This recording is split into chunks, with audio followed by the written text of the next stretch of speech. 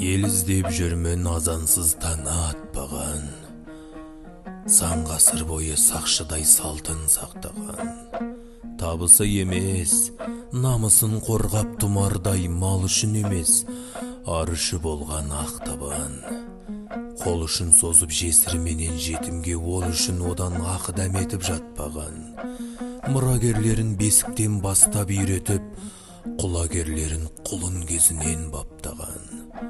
Осының бәрі көрген түстей боп кешегі, жоқ болып кетті жат жұрттың жұғып кеселі.